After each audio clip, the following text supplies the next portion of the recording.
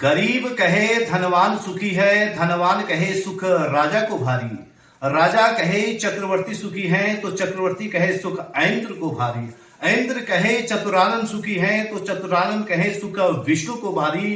तुलसी यह जी जान बिचारी, सिया राम भजन बिन यह जीव दुखारी। ये वेद पुराण निगरे बिगरे सब पेटन के उपायन में, भोर भई चहु और फिर सब बातन के चतुरायन में। तुलसी आराम काहू न मिलियो, आराम तो है राम के पायन में। अर्थात हम बात करने जा रहे हैं प्रभु श्री राम कथा की, जिनकी पावन कथा, जिनके चरणों में परम विश्रांति है।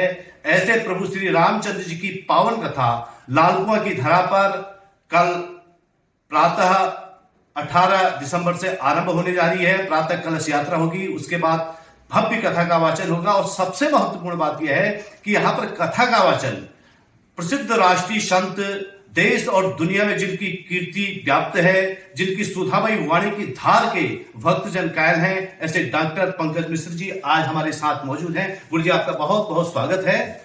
और आपसे सबसे पहले ये जानना चाहेंगे कि राम कथा का क्या सार है, संक्षिप्त रूप से थोड़ा हमारे दर्शकों को बताने की कृपा करेंगे। पंत जी, रामचरित मानस की कथा संपूर्ण इसलिए बाबा गोस्वामी जी ने लिखा है, नाना पुराण निगमा गम सम्मतम यद। आगम निगम सारे पुराण, सारे वेद, सब कुछ उसमें समाहित हैं। और बाबा गोस्वामी जी ने दो ही रामायण विशेष अपने यहाँ उनका चलन है, जैसे श्रीमद् वाल्मीकि रामायण जो संस्कृत भाषा में है। ये हर छोटे छोटे प्राणी या जो पढ़ा लिखा नहीं है उसको समझ में नहीं आती है। रामचरित मानस में बाबा गोस्वामी जी ने इसीलिए बहुत सरल से सरल भाषा में इस ग्रंथ को तैयार किया। और यहाँ तक कि बनारस के विद्वानों ने इसका बड़ा विरोध किया था। अच्छा। बाद में उनको मानना पड़ा, स्वीकार किया उन्होंने। क्योंकि रामचरित मानस एक मानव जीवन के लिए जीने की कला सिखाती है राम कथा। इसीलिए पूज्यपाद गोस्वामी बाबा ने रामचरितमानस का प्रारंभ वर्ण शब्द से किया है। वर्णानाम अर्थसंगानाम रसानाम छंदसामपि। और इसका समापन किया है मानव। अच्छा। ते दयंति नो मानवा। ये समापन है इसका। माने रामचरितमानस पर कोई शायद अधिकार पहले ये समझता कि ब्राह्मण कहते कि मेरी है, क्षत्रिय कहता मेरी, वैश्य कहता कि मैं आयोजन कराता हूँ तो मेरी है, और शूद्र ये सोचता कि हम सेवक हैं इसलिए। तो उन्होंने कहा ये किसी वर्ण की नहीं है, ये वर्ण मानव का है।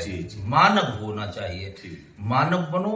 राम कथा उसके लिए चिरकाल तक। और राम कथा में एक एक चौपाई पंत जी महामंत्र है। अच्छा, जैसे राम कथा के भीतर ऐसी कोई विशेष चौपाई है जो जिसको महामंत्र का भी महामंत्र कहा जाए? एक चौपाई नहीं। अच्छा। मतलब बेमानी चलिए आप, रामचरित मानस तो समुद्र है, जिस चौपाई में आप घुसते जाएंगे वो होती है। हर समस्या हमारी रामचरित मानस से ही निपटती है, लेकिन उसमें डुबकी लगाने की आवश्यकता। बहुत सुंदर बात मुझे आपने बताई। वास्तव में हमें उन कथाओं में डुबकी लगानी है। और कल से आपकी कथा यहाँ प्रारंभ होने जा रही है, तो हमारे स्थानीय जनमानस के नाम, दर्शकों के नाम, डॉक्टर पंकज मिश्रा जी का क्या रहेगा पैगाम, क्या संदेश? सभी राम भक्तों से मेरी यही प्रार्थना है कि हम लोग जाने कितनी पीढ़ियां हमारी निकल गई, और जो राम कृष्ण का हमारा देश है, जो धरती है, और उन्हीं राम को 500 साल से ज्यादा हो गए कैद हुए।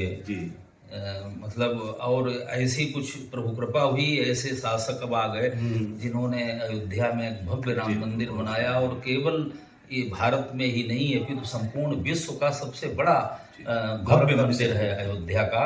आप तो दर्शन भी कराए हैं, मैंने देखा था फेसबुक पर।